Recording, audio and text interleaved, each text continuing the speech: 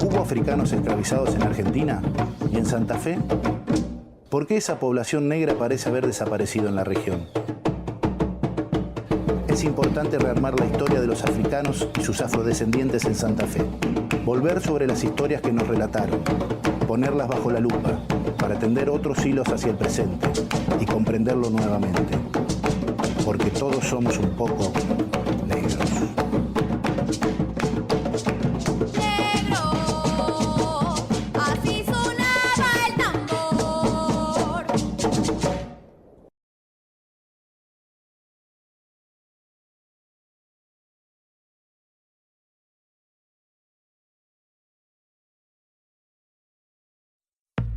Soy Manuel Villamonte.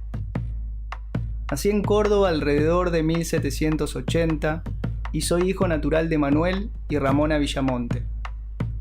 Empecé a trabajar siendo muy niño y con el tiempo aprendí el oficio de sastre.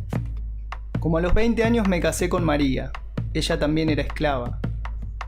Y cuando nuestro amo se mudó a la ciudad de Santa Fe, debimos seguirlo.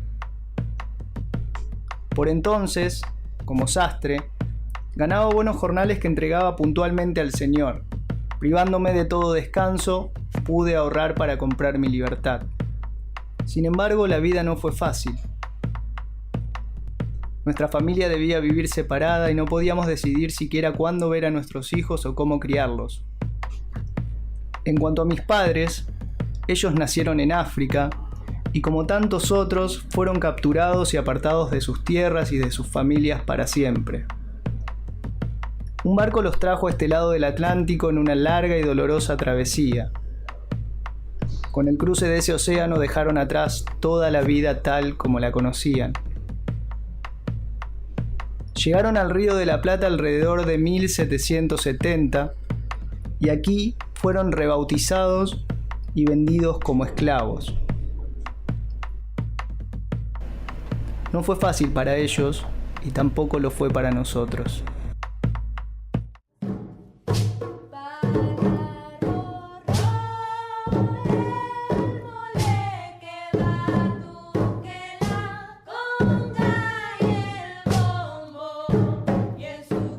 ¿Qué sabemos sobre los africanos y afrodescendientes en Santa Fe?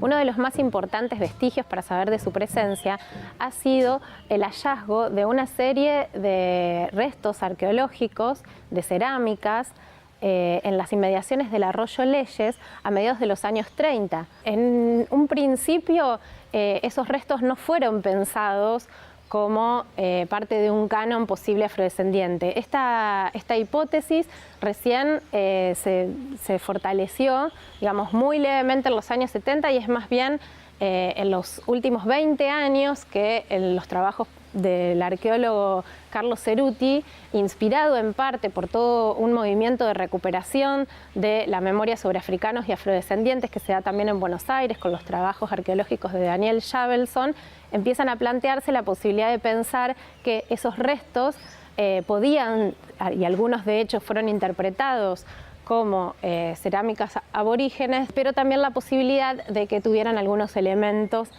africanos. Pensar la posibilidad de que esos restos fueran producidos por africanos o afrodescendientes esclavizados fue importante para repensar, digamos, la antigüedad y la profundidad histórica de esa presencia africana y negra.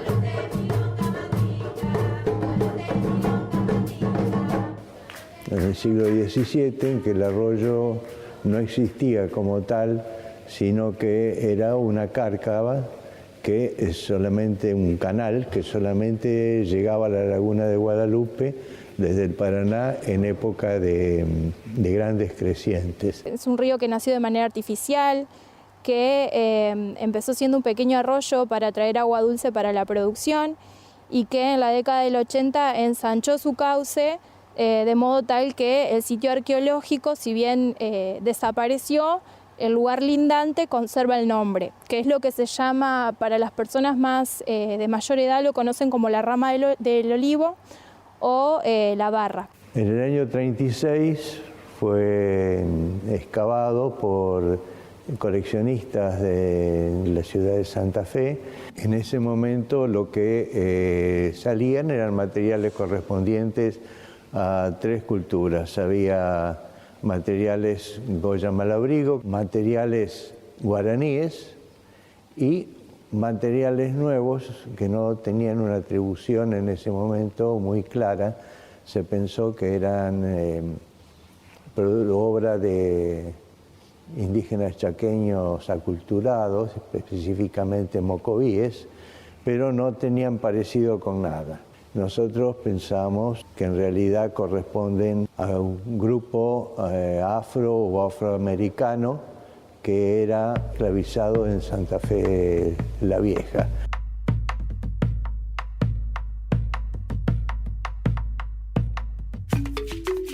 El conjunto de piezas tiene materiales antropomorfos que yo entiendo corresponden al siglo XVII. Es una pasta distinta, la calidad de la representación también. Los rostros están hechos por una mano y probablemente el recipiente está hecho por otra mano porque son muy diferentes en conjunto. Después hay piezas que representan animales, algunos son de la fauna local. En este caso, por ejemplo, es una comadreja que lleva al cachorro sobre el lomo, como hacen habitualmente. Después hay piezas que son tardías, que yo entiendo deben corresponder al siglo XIX, que tienen una pasta totalmente distinta. Piezas de el Dahomey, en el Golfo de Guinea, rostros parecidos a este y con este tipo de gorro, de sombrero.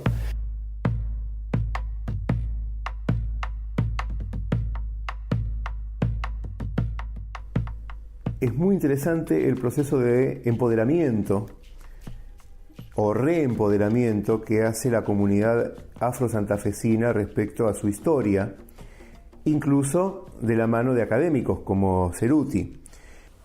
Esta pieza, que es actual, hecha por una alfarera afro-santafesina, que es Mirta Alzugaray, es interesante cómo ella se redescubrió afro-santafesina, cómo el destino al casarse la llevó a vivir a Arroyo Leyes.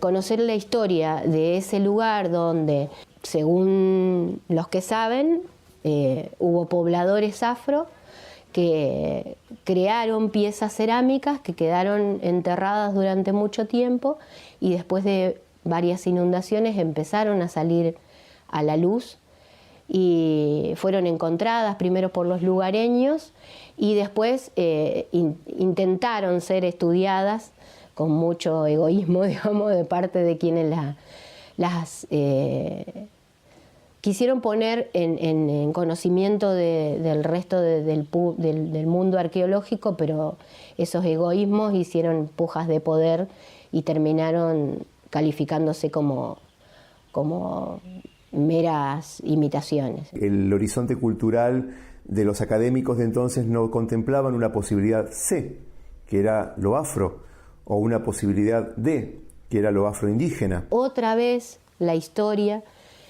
influye sobre esa revalorización de la creación afro, metiéndole la pata encima y tronchando una historia que podría haber sido la identidad de Leyes, digamos. Entonces, ahí donde también te pones a pensar hasta qué punto otra vez la historia de los negros sigue siendo pisada cotidianamente y no se deja aflorar a la luz.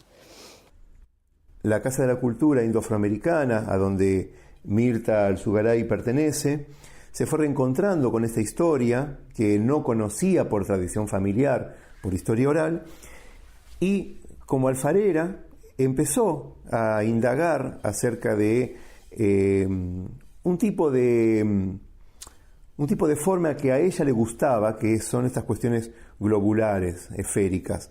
Y bueno, y ahí tuve el contacto con el barro, digamos, con esa relación de la creación que tiene el barro, esa magia de ser barro en convertirse en algo que tiene significado para un otro o una otra. Hasta como que podría decir que me siento identificada con esa magia de esto del color oscuro que tanto se vapulea como lo feo, lo malo, y que de eso nazca algo que puede ser apreciado como una obra de arte, me parece un acto maravilloso, digamos, ¿no?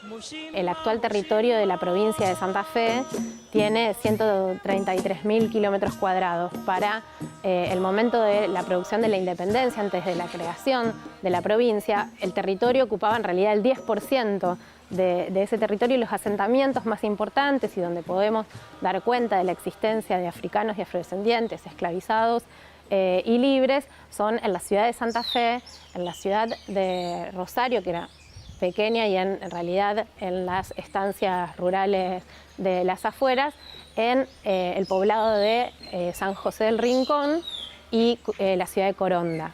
Eso era, digamos, lo que consistía básicamente la provincia de Santa Fe, que se va a autonomizar y se va a crear como tal en 1815.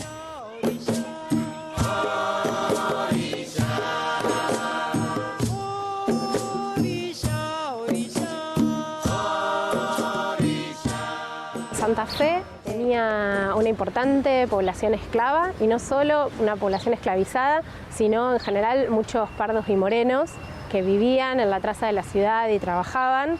Es importante recalcar que en términos hasta cuantitativos eran mucho más importantes de lo que solemos recordar.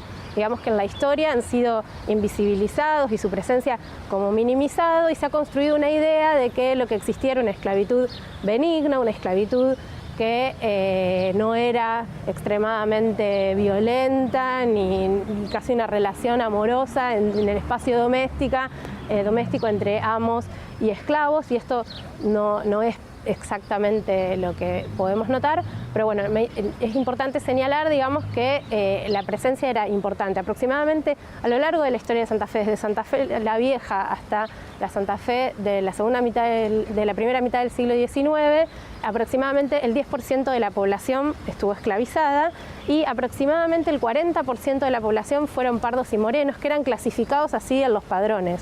El sur de la provincia de Santa Fe, que estaba muy relacionado desde 1689 más o menos, hay noticias diversas sobre esclavos, pero siempre hubo esclavos. Trabajé con los registros parroquiales de bautismos, matrimonios y defunciones, acta por acta entre 1800 y 1850, y allí encontramos, sí, por la obligatoriedad de la Iglesia Católica, desde 1731, la inscripción de todas las situaciones.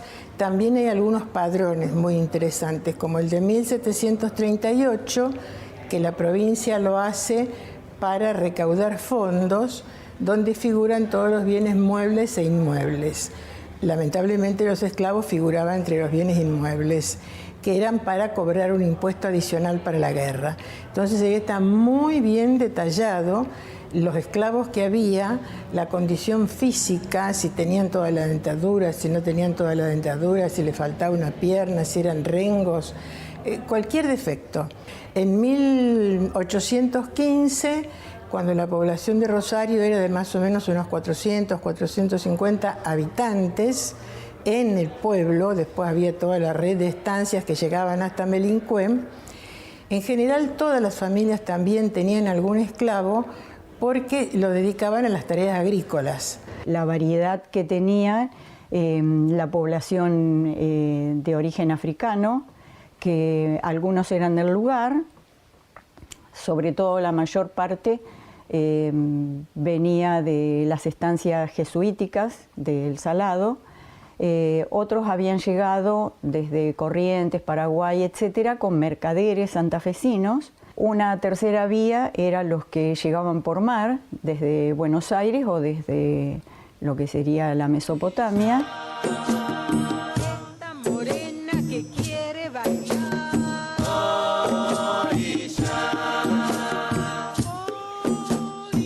Los casamientos entre esclavos eran frecuentes.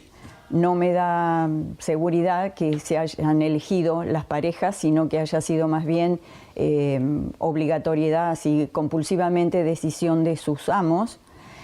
Sí hay casamientos con pardos y pardas o negros y pardas, y también libres con esclavos. O sea, hay una variedad de situaciones. Aparecen como los responsables del casamiento los propietarios, dado que escasamente aparecen familiares de la población africana. Pero de hecho que esta formación de parejas siempre está relacionada con el tema laboral. Cuando un propietario quiere adquirir en propiedad piezas de negros, tiene que hacerlo por el matrimonio, por la pareja que viene, no separarlos. Como hay una obligatoriedad de unidad de domicilio, las autoridades eclesiásticas piden a los amos que, ya que los esclavos viven en las rancherías todos juntos, compartiendo un espacio común, estén casados, los que sean pareja.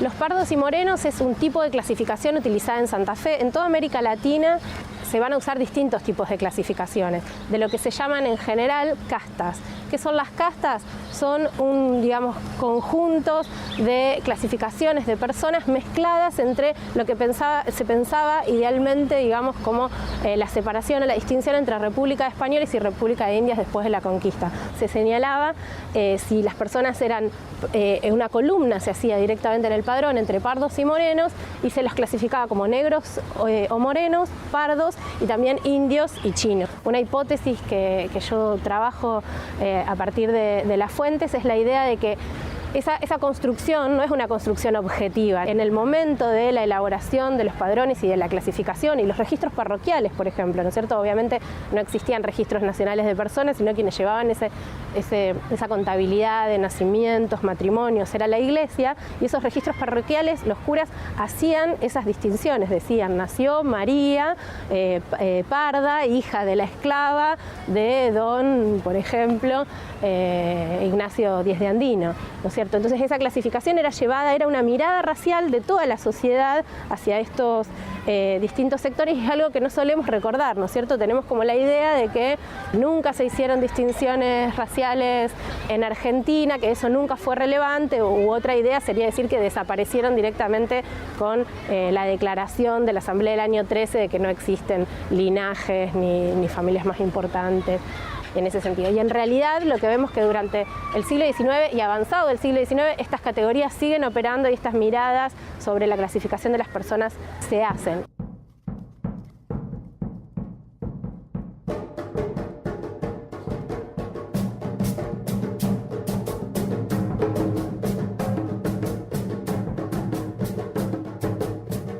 Hay una diferencia entre las imágenes que tenemos hollywoodenses de la esclavitud y la esclavitud en general en América Latina, en la América hispana, digamos, que se llamaba en ese momento, y Santa Fe en particular. El hecho de que no haya existido en la zona del Río de la Plata y en Santa Fe una esclavitud de plantación, lleva muchas veces a que las personas piensen, bueno, la esclavitud no es algo que pasó acá, no es algo así ajeno. Y lo que había en América hispana en muchos lugares era una esclavitud urbana, o sea, vivían y trabajaban en la ciudad en el marco de las casas de sus amos, donde generalmente desempeñaban labores domésticas. Por ejemplo, en 1815 encontramos una viuda que tiene varios esclavos, entre ellos un zapatero y un, dice, aprendiz de albañil, que la viuda queda muy pobre, y porque le quitan sus campos por falta de pagos, etcétera, etcétera, y ella vive en su misma casa del centro histórico de Rosario con sus esclavos, que los que tenían un oficio trabajaban, ganaban dinero y se lo tenían que dar a ella, obviamente, porque era su propietaria. Pero obviamente la casa, digamos, tanto en la colonia como en la primera mitad del 19 no es como hoy, ¿no es cierto?, una casa totalmente urbana. También tenían quintas y producían muchas veces sus propios alimentos, entonces también trabajaban en esas quintas, cuidaban a los niños. En el caso de las mujeres eran cocineras, eran lavanderas. Y estas son funciones, digamos, importantes que muchas veces hacían para la propia casa de su amo o también lo hacían para alguien de afuera, y entonces ese peculio, ese dinero que ganaban era para el amo. También muchos varones esclavizados lo que tenían profesiones como sastre, carpintero, platero, albañil.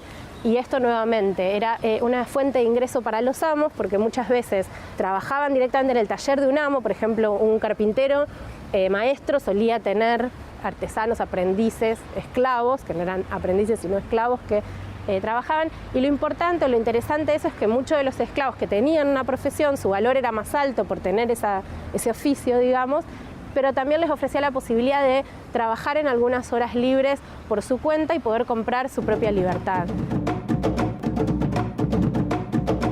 Este cuadro fue pintado en 1873. No sabemos si se trata de si es alguien que fue esclavizada o si es una escena después de la abolición de la esclavitud aquí en Santa Fe en 1853, pero podemos pensarlo como parte de una tradición de representaciones que generalmente sí se trataban de mujeres esclavizadas. Uno de los mensajes que pasaban estos cuadros era, por ejemplo, bueno, por un lado el estatus de estas familias, ¿no? Eran familias por lo general muy pudientes, que llevaban a retratar a los niños, los bebés de sus familias con sus niñeras o amas de leche. Es, digamos, de cierta forma el símbolo principal de una visión sobre la esclavitud que se centra en lo doméstico, en los espacios íntimos y fraternales, ¿no? que creaban una serie de relaciones de intimidad, sentimentales, de afecto entre los esclavizados o las esclavizadas y los niños a los cuales criaban, ¿no? Entonces, este tipo de cuadro muchas veces era pensado como evidencia de la supuesta armonía entre los esclavizados y sus amos y sus familias, y por ende, bueno, la falta de violencia, ¿no?, en estas relaciones. Esto nos habla también de la imposibilidad o de las grandes dificultades de formar una familia, ¿no?, para muchas mujeres afrodescendientes que estaban, digamos, incorporadas a las familias o sujetas a las necesidades de las familias de los amos, y que muchas veces no podían criar a sus propios hijos, no podían ser madres de la misma forma que eran las mujeres en las familias, digamos, legítimas o de élite.